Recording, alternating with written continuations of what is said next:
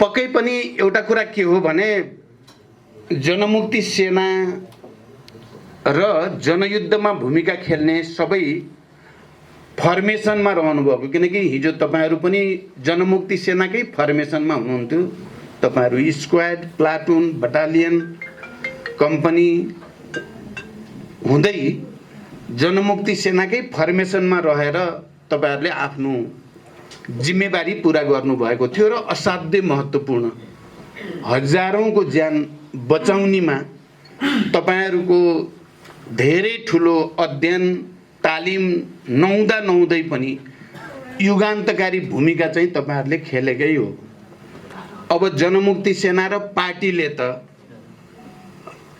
यत्रो ठुलो परिवर्तनमा नेतृत्वदायी भूमिका खेलेकै हो र शान्ति प्रक्रियामा आएपछि मैले एउटा त यो फर्मेसनमा रहेका जनमुक्ति सेनाका या स्वास्थ्यकर्मीको रूपमा काम गरेका र फर्मेसनमा रहेका कमान्डरहरूलाई पार्टीमा कमिटेड गर्ने, शान्ति प्रक्रियामा आइसकेपछि उता डिभिजन ब्रिगेड हुँदै चाहिँ बटालियन या तल प्लाटुनसम्म को लिडरसिपमा रहेका कमान्डरहरूलाई पार्टी कमिटी परिभाषित गरेर र स्वास्थ्यकर्मीमा फर्मेसनमा रहनेहरूको लागि पनि पार्टी कमिटी निश्चित गरिएको थियो र निर्णय गरेर निर्देशित पनि गरियो तत्कालका विभिन्न स्तरका पार्टी कमिटीहरूलाई। तर सबै कमान्डरहरूलाई कमिटेड गर्ने, सङ्गठित गर्ने र जिम्मेवारी दिने काम जसरी हुनु पर्थ्यो हुन सकेन र माथिबाट नेतृत्वले जति फलोअप भन्छ नि अनुगमन गर्नुपर्ने, कहाँ कति सङ्गठित भए, कति भएको छैनन्, कति कुन स्थितिमा छन् भन्ने कुरा संस्थागत रूपले जति अनुगमन गर्नुपर्ने हो त्यति गर्न नसकेको कुरा साँचो कुरा हो। र कोही कहाँ पुग्ने स्थिति बन्यो, कोही कहाँ पुग्ने, कोही खाडीका मुलुकहरूमा, कोही कहाँ, कोही अलि पुरै बेरोजगार र बेसहारा जस्ता बनेका स्थितिका घटनाहरू अहिले व्यापक रूपमा आइराखेकै छन् र हिजो मात्रै हामी पार्टी कमिटीमा पनि सल्लाह गऱ्यौँ। अहिले हामी केन्द्रीय समितिको बैठक बस्दैछौँ अब माओवादी केन्द्रको, र अनि राष्ट्रिय कार्यकर्ता भेला पनि गर्दैछौँ र त्यसमा जनमुक्ति सेना र आज तपाईहरुसँग मेरो भेट भयो तपाईहरुका प्रतिनिधिहरूलाई पनि भेलामा उपस्थित गराउने, जनमुक्ति सेनालाई गराउने निर्णय हिजो गरि नै सकिएको छ र तपाईहरुलाई पनि उपस्थित गराइन्छ। पहिलो कुरा मैले अहिले लामो व्याख्या गर्ने समय भएन।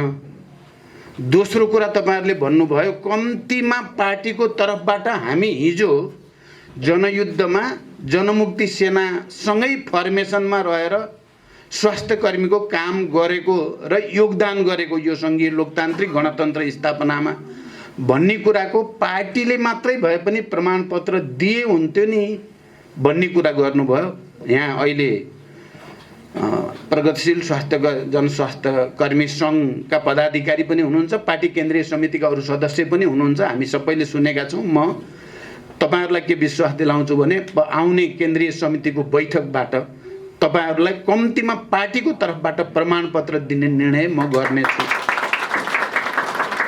र प्रमाणपत्र दिइनेछ। अब संरचनाको हिसाबले तपाईहरुले यो चाहिँ पत्रमा जे लेख्नु भएको छ यो नमुना नयाँ नमुना स्वास्थ्यकर्मी संघलाई हाम्रो महासंघको एउटा घटक संगठनको रूपमा स्वीकार गरियोस् भन्ने कुरामा हाम्रो संगठनका पदाधिकारीहरूले सहमति गरिसक्नु भएको रहेछ। तपाईहरु घटक संगठनको रूपमा संगठित हुने र एकताबद्ध भएर काम गर्ने वातावरण बन्छ यो विश्वास पनि म तपाईहरुलाई दिलाउन चाहन्छु।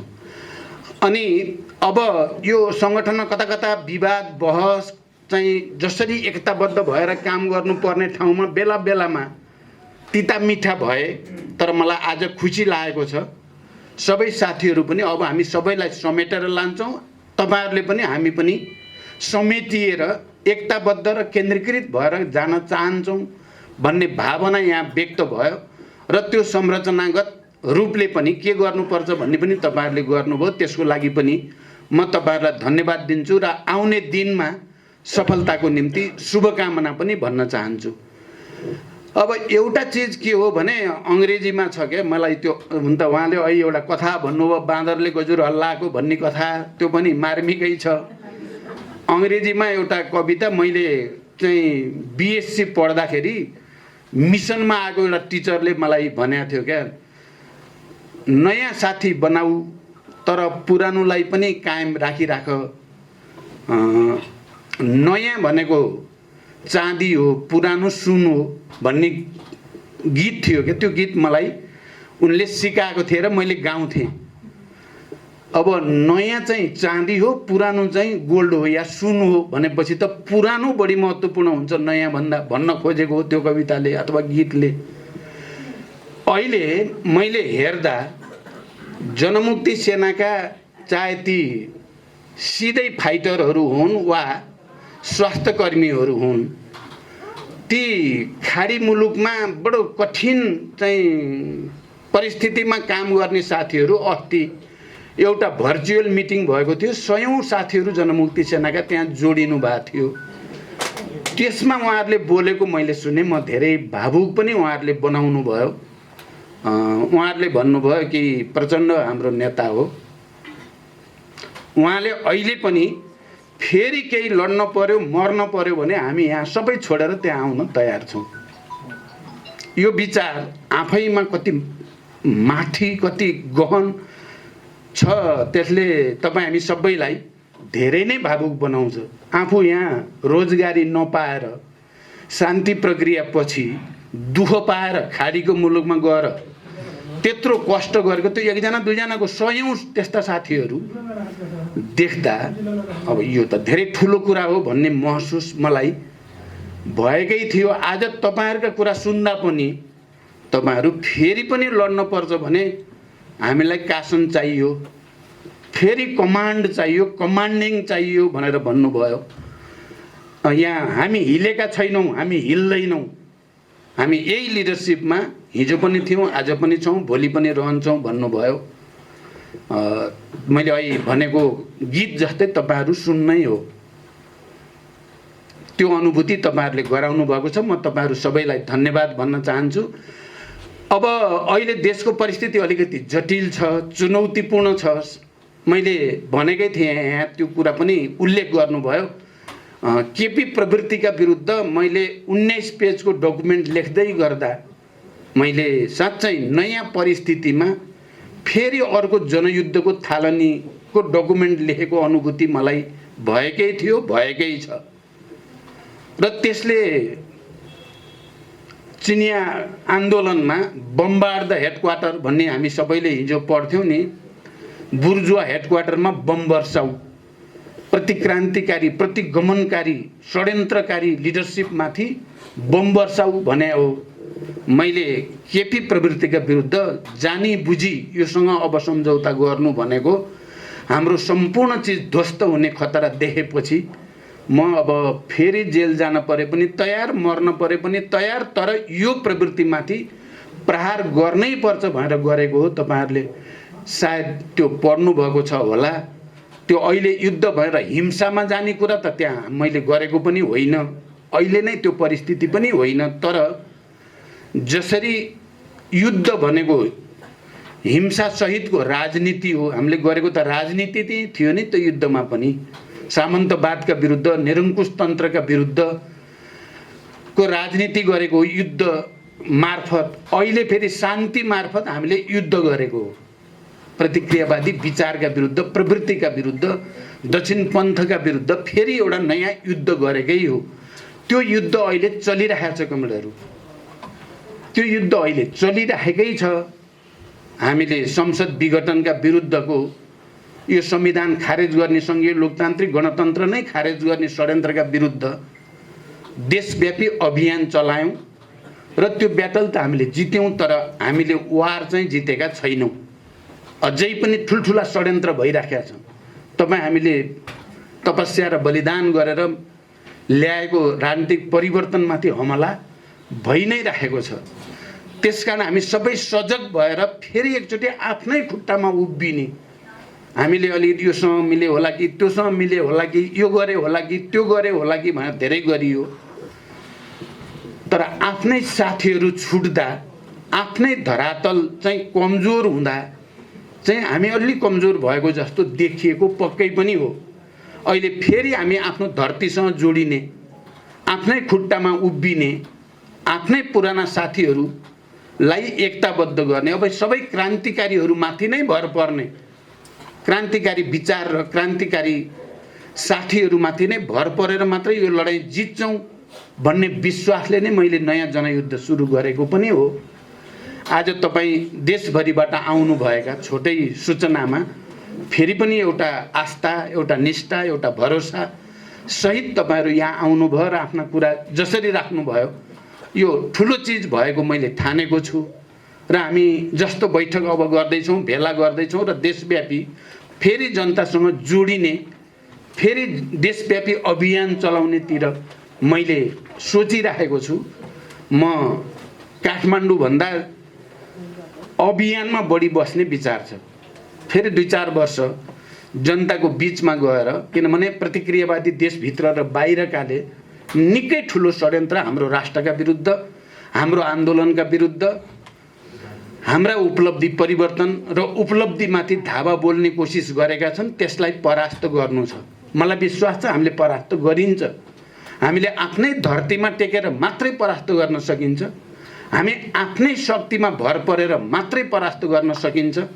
हामी देशका सबै सहर बजारका टोल टोल, गल्ली गल्ली र गाउँघर, पाखा पखेरा सबैतिर मजदुर, किसान, जसरी हिजो हामीले दलित, महिला, मुस्लिम, आदिवासी जनजाति, मधेसी सबै वर्ग तह तबकाका जनतालाई अधिकार सम्पन्न गराउने लडाइँ लड्यौँ र हामीले जित्यौँ।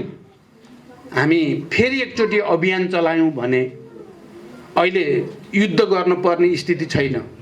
अहिले शान्तिपूर्ण ढङ्गले नै हामी आफ्नो खुट्टामा उभिएर जनतासँग जोडिने अभियान चलायौँ भने प्रतिक्रियावादीहरू परास्त हुन्छन्, हामी जित्छौँ र हामीले जित्नै पर्छ।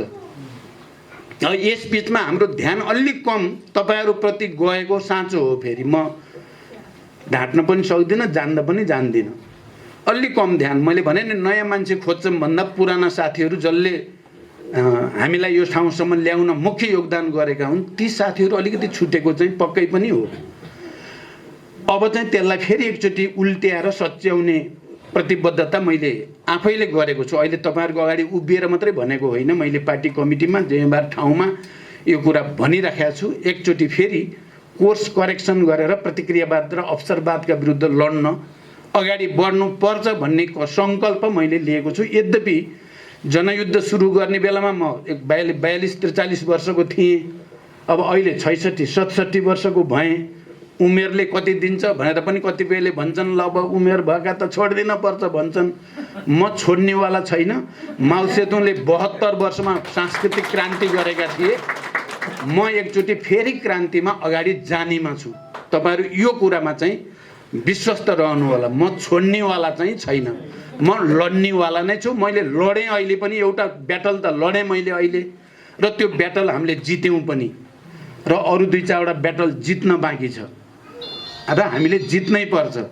अब फेरि यति भन्दै गर्दा अलिक कमी भयो चाहिँ। हिजो साथ दिएका, दुःख पाएका धेरै साथीहरू अलि ओझेलमा परे भनेर मैले आत्मसमीक्षा गर्दै गर्दा फेरि म के पनि सम्झाउन चाहन्छु भने, पार्टीले र मैले फेरि कसैलाई पनि केही गरेन भन्ने आरोप त लगाइदिन हुन्न। फेरि म माथि अन्याय हुन्छ, किनभने उपराष्ट्रपति जनमुक्ति सेनाको फिल्ड कमान्डर उपराष्ट्रपति हुनुहुन्छ, एउटा महिला कमान्डर सभामुख हुनुभयो, अरू डिप्युटी कमान्डरहरू कोही अर्थमन्त्री, कोही गृहमन्त्री, कोही के मन्त्री तपाईँ हेर्नुभयो भने जनमुक्ति सेनाकै हुनुभयो। अहिले यहाँ बोल्दै गर्दा उहाँले भन्नुभयो म संसद सचिवालयमा काम गर्दैछु भनेर। यही चाहिँ रिपोर्ट राख्ने कमरेडले पनि भन्नुभयो, अर्कोले नि भन्नुभयो मैले लोकसेवा पास गरेर म त यहाँ काम गर्दैछु पनि भन्नुभयो। त्यसकारण पार्टीले ध्यानै नदिएको र अरूतिर मात्रै लागेको भन्न त मिल्दैन फेरि। तर जति ध्यान दिनुपर्ने संस्थागत ढङ्गले आम रूपमा त्यो चाहिँ नपुगेको साँचो कुरा हो। कमरेडहरू, अब तपाईँहरूले जुन फेरि पनि भरोसा राख्नुभयो पार्टीप्रति, भरोसा राख्नुभयो विचारप्रति, भरोसा राख्नुभयो नेतृत्वप्रति म तपाईहरुलाई फेरि पनि पार्टीको तर्फबाट मेरो तर्फबाट हृदयदेखि अभिवादन भन्न चाहन्छु, शुभकामना भन्न चाहन्छु र आउने दिन हाम्रो उज्यालो हुनेछन्, फेरि नयाँ विजयका दिन हुनेछन् भन्ने विश्वास व्यक्त गर्दै र तपाईहरुको यो राष्ट्रिय भेला पूर्ण रूपमा सफल होस् भन्ने शुभकामना भन्दै तपाईहरुलाई देख्दा कता कता नयाँ ऊर्जा शक्ति प्राप्त भएको महसुस भएको छ। हस्त, धन्यवाद। अभिवादन।